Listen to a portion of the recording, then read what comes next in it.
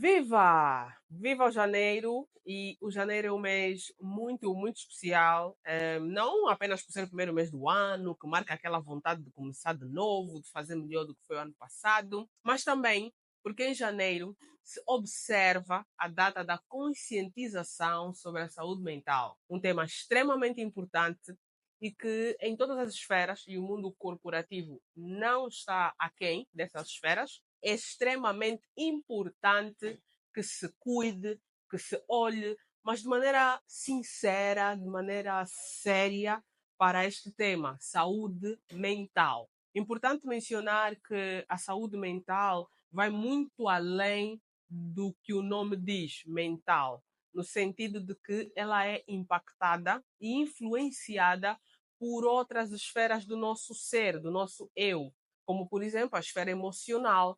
Então, a nossa saúde emocional afeta muito a nossa saúde mental, a nossa esfera física, ok? Então, nós somos seres holísticos por característica, né, de origem. Nós, os seres humanos, somos seres holísticos. Então, não há como olhar para a saúde mental como sendo uma esfera isolada, ok? Nós somos seres holísticos e, portanto, a nossa parte emocional, física, mental, espiritual, afeta e intercomunicam-se. Hoje, no Foco Saúde Mental, é em como as organizações podem desenvolver ações específicas que impactem positivamente sobre a saúde mental. Vamos ver aqui algumas ações a serem feitas. Vamos dar alguns exemplos práticos de como é que no dia a dia laboral muitas vezes podemos esquecer-nos da saúde mental. Isso e muito mais se ficares até ao final. Bom, começamos? Para começar, vocês já sabem, nós temos a nossa cultura, a nossa tradição, que é dar o like, subscrever o canal se ainda não for subscrito, compartilhar, porque não vale crescer sozinho, ativar o sino das notificações para que sempre que saia um vídeo novo, e nós praticamente semanalmente lançamos vídeos novos, para que você receba a notificação e fique por dentro das novas tendências e métodos do mundo corporativo. Vamos começar sobre o nosso tema. Vamos entrar um bocadinho mais a fundo. Que ações é que a organização pode tomar para cuidar da saúde mental? Não apenas em janeiro. O que acontece muitas vezes é que, por ser janeiro branco, as organizações fazem posts nas redes sociais, as organizações convidam palestrantes para falar sobre o tema, mas depois, ao longo do ano, quase que se esquece de todo um conjunto de ações que precisam de ser consistentemente realizadas para que nós tenhamos os resultados esperados. Vamos então começar. A primeira ação, existem assim muitíssimas ações, ok, que podem ser feitas. Eu vou destacar apenas algumas, porque senão o vídeo não teria fim.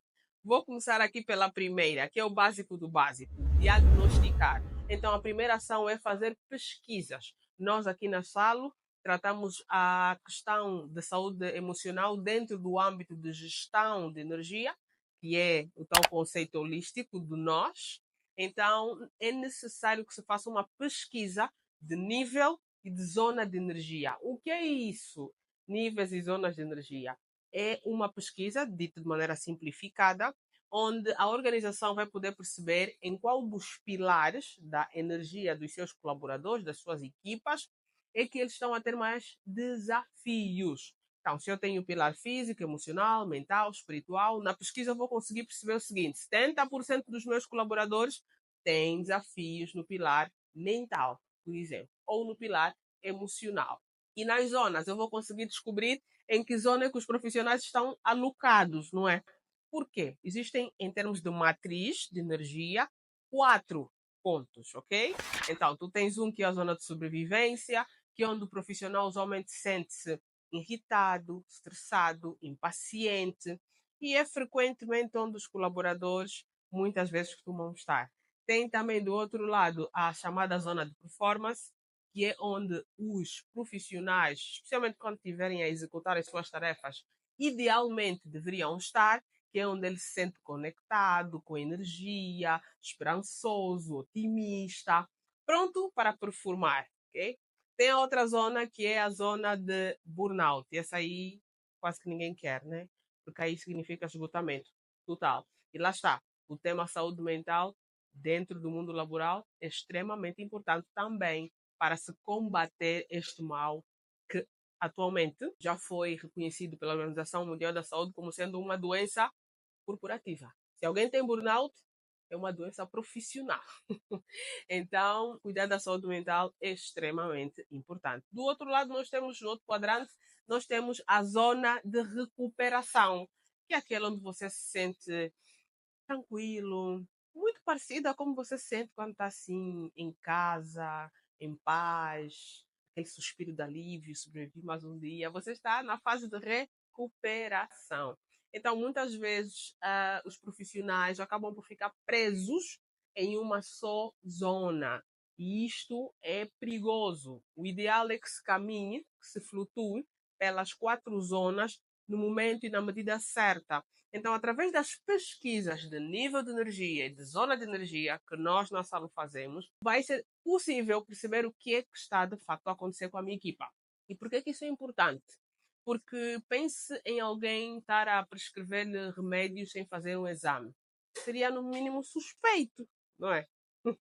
Então, muitas vezes nas organizações, no Conselho na Saúde Mental, as organizações esquecem-se desse parâmetro. E o que elas fazem? Elas tendem a contratar ações, serviços que são bonitos de ser postados, mas que muitas vezes não são de facto a ação que vai trazer resultados factuais para a equipa. Exemplo, muitas vezes as organizações começam por querer mexer em ações de mindfulness, por exemplo, algo que é muito bom, ok? Mas a nível de saúde mental não é a única ação a ser feita. E muitas vezes, se você não tiver um estudo assertivo, o que vai gerar é que você vai investir em ações que não são as que vão gerar o maior resultado. Por quê? Porque não respondem, em termos percentuais, não atendem a percentagem que está mais afetada dentro da organização.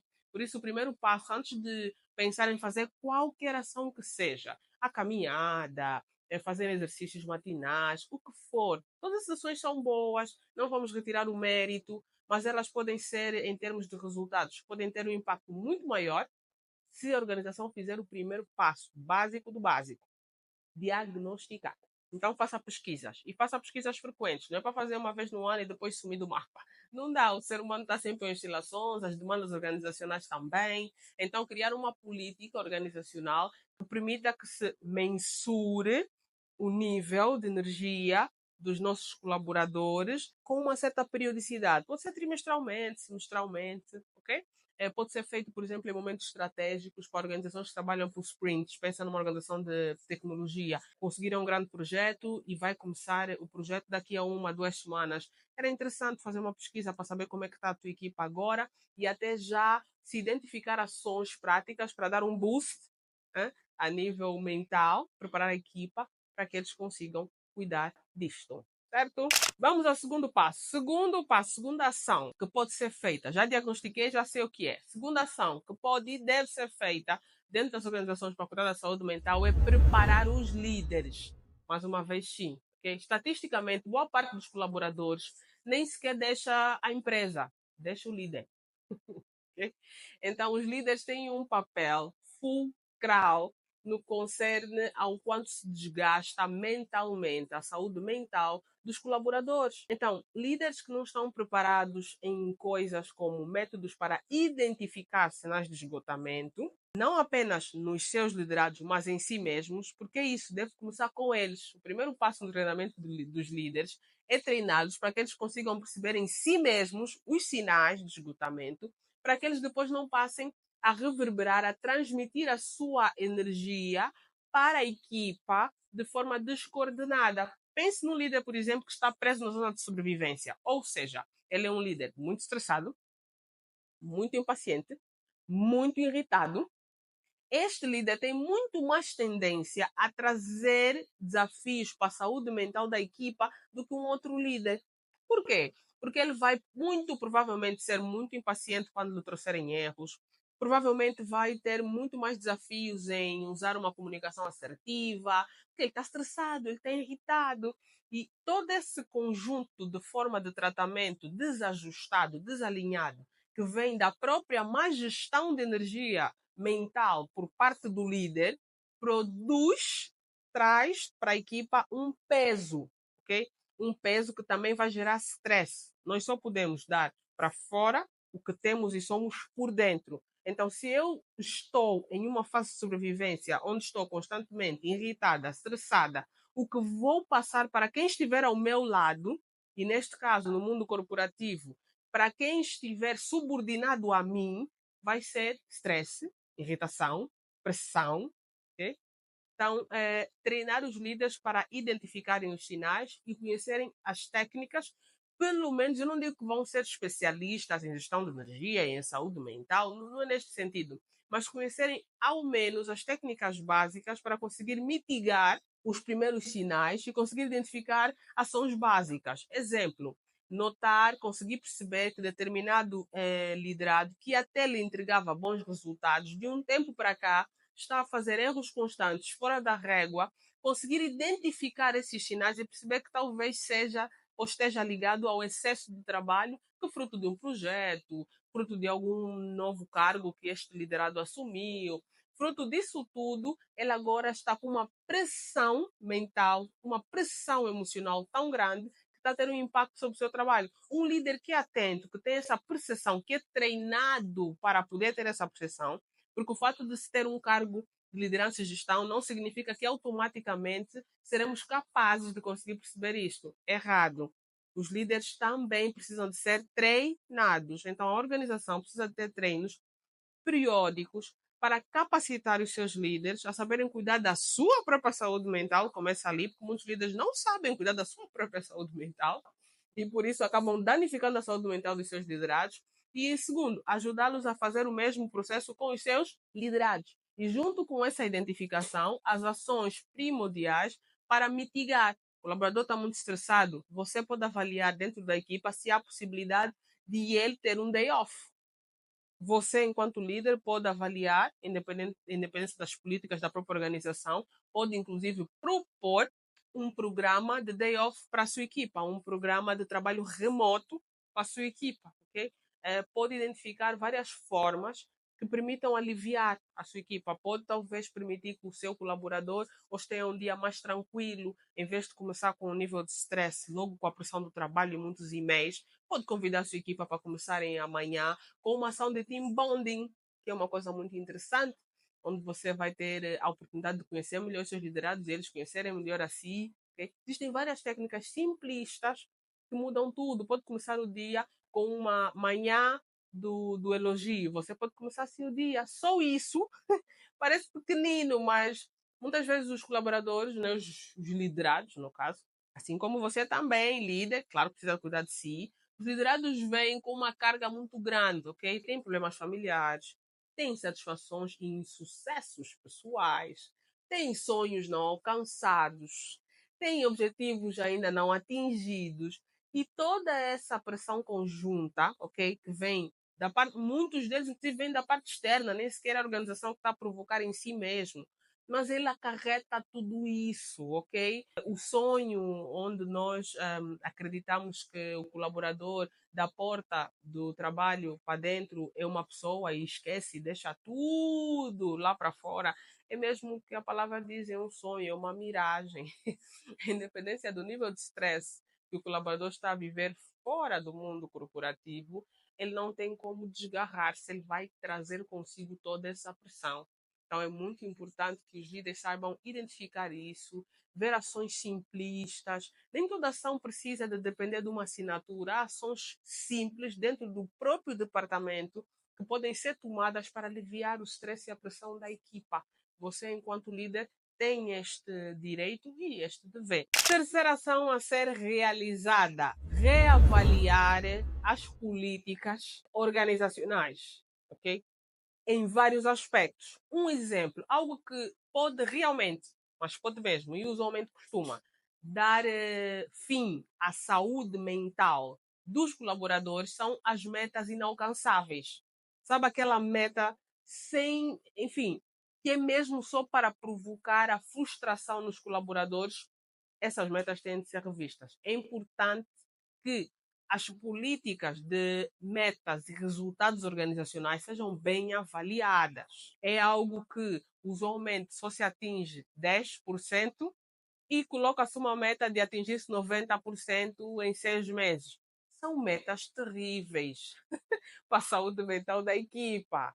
Sim, uma meta um pouco acima do que usualmente é feito é desafiante, na verdade estimula, mas uma extremamente fora da régua pode ter o efeito reverso, trazer uma pressão extrema e isso mexer negativamente com a saúde mental dos colaboradores. Então é necessário rever as políticas. Outra questão é ver a política da própria jornada laboral. Será que a jornada laboral atual da organização concebe a saúde mental, especialmente para certas áreas? É importante que as políticas sejam flexíveis, porque as políticas organizacionais estão para gerar maior resultado, mas um resultado que não precisa de ser atingido exclusivamente através do fim do prejuízo da saúde mental dos colaboradores.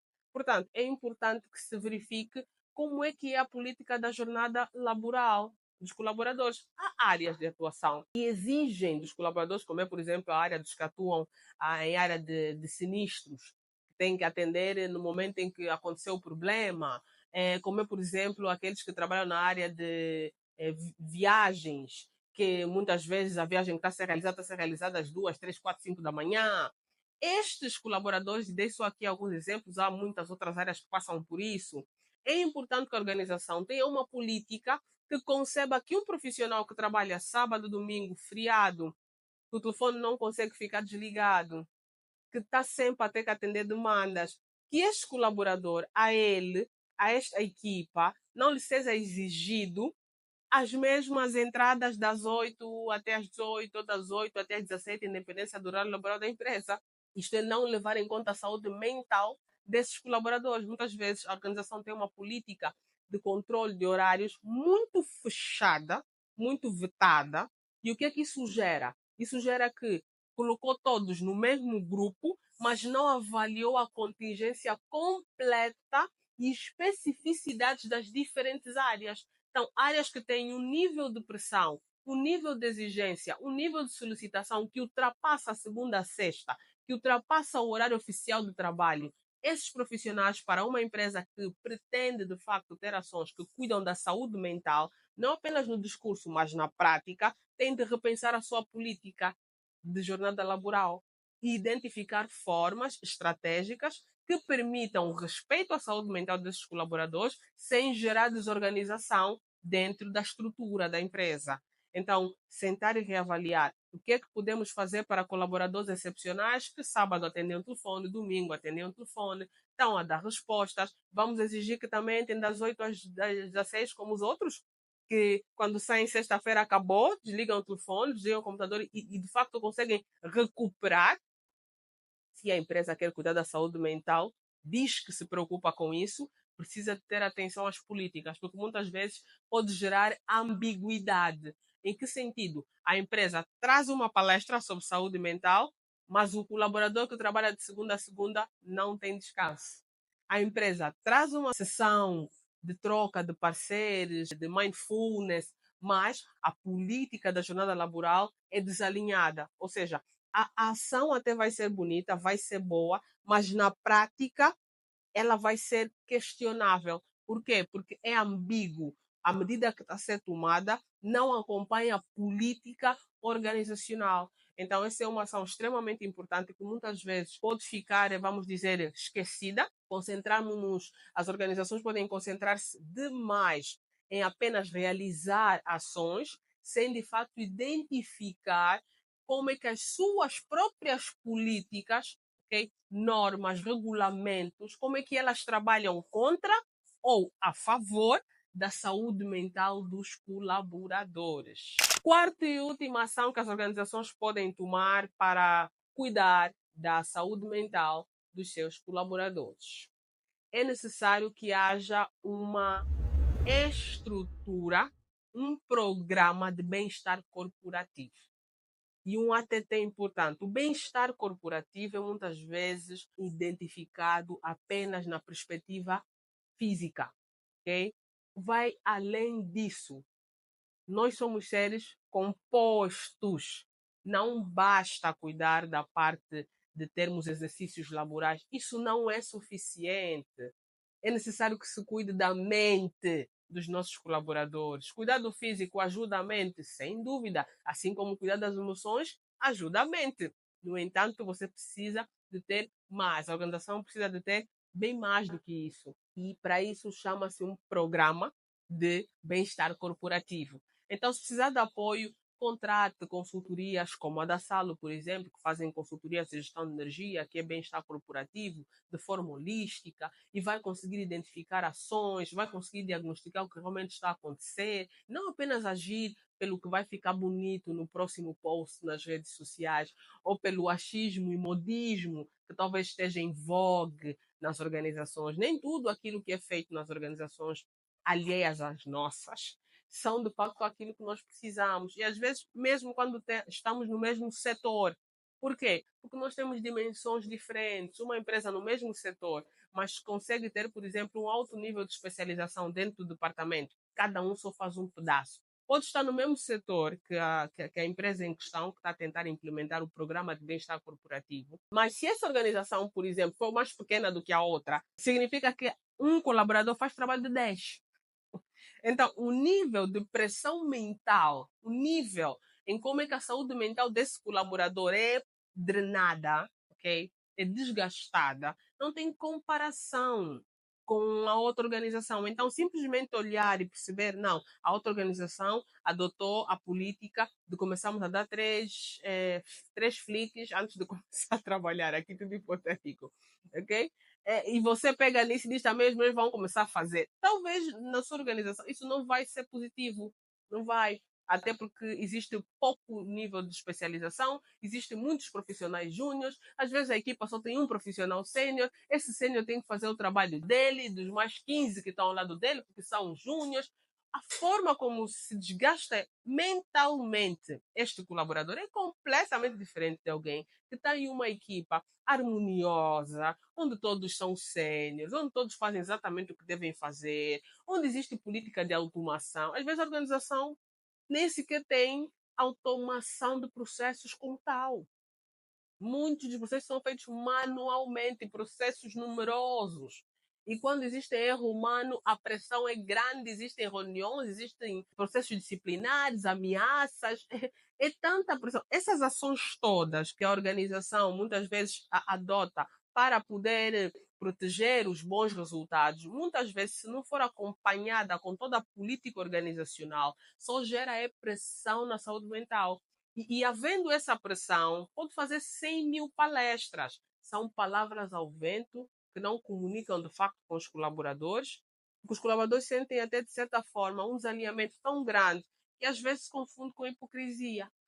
Então é importante que, para não irmos para este nível, para não atingirmos essa falta de alinhamento a nível de políticas, ações e proteção da saúde mental dos colaboradores, tem de haver uma sincronia. Então, os programas de bem-estar corporativo, e aqui a Salo tem vários programas, contacte, manda uma mensagem, dá um clique aqui que o site da Salo está sempre por aqui. Com todo o gosto, vamos sentar-nos convosco e montar aqui juntos algo que de facto seja um programa de verdade, um programa como tal, onde anualmente os colaboradores já têm as suas avaliações de níveis de energia e totalmente ligadas aos momentos de pico de produtividade, porque nós queremos garantir que a saúde mental dos nossos colaboradores, sim, é que eles estejam bem, mas estejam bem para um propósito, não, e um propósito que transcende a eles. Não é apenas para eles estarem bem, mas é para que eles possam gerar cada vez mais resultados para a empresa e de forma consistente. Um colaborador que tem problemas com a saúde mental, ele até pode gerar picos de produtividade, mas depois ele tem falência.